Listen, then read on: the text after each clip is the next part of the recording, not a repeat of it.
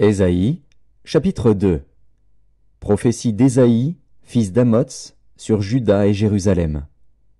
Il arrivera, dans la suite des temps, que la montagne de la maison de l'Éternel sera fondée sur le sommet des montagnes, qu'elle s'élèvera par-dessus les collines, et que toutes les nations y afflueront.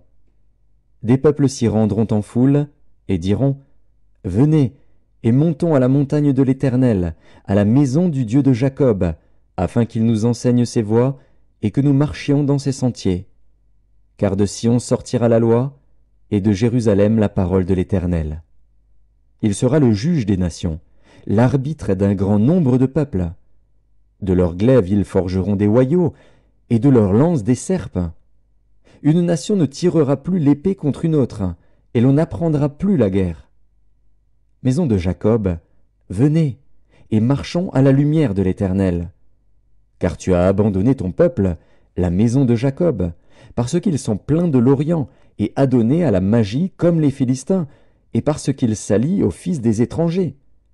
Le pays est rempli d'argent et d'or, et il y a des trésors sans fin.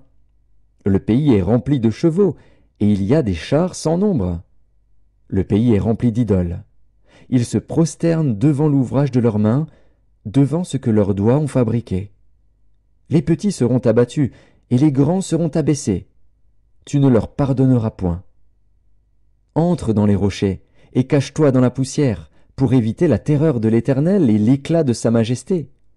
L'homme au regard hautain sera abaissé, et l'orgueilleux sera humilié.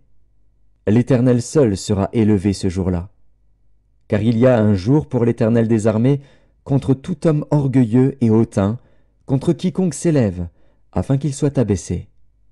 Contre tous les cèdres du Liban, hauts et élevés, et contre tous les chênes de Basan, contre toutes les hautes montagnes, et contre toutes les collines élevées, contre toutes les hautes tours, et contre toutes les murailles fortifiées, contre tous les navires de Tarsis, et contre tout ce qui plaît à la vue. L'homme orgueilleux sera humilié, et le hautain sera abaissé. L'Éternel seul sera élevé ce jour-là. Toutes les idoles disparaîtront. On entrera dans les cavernes des rochers et dans les profondeurs de la poussière pour éviter la terreur de l'Éternel et l'éclat de sa majesté quand il se lèvera pour effrayer la terre. En ce jour, les hommes jetteront leurs idoles d'argent et leurs idoles d'or, qu'ils s'étaient faites pour les adorer aux rats et aux chauves-souris. Et ils entreront dans les fentes des rochers et dans les creux des pierres pour éviter la terreur de l'Éternel et l'éclat de sa majesté quand il se lèvera pour effrayer la terre. Cessez de vous confier en l'homme, dans les narines duquel il n'y a qu'un souffle. Car de quelle valeur est-il ?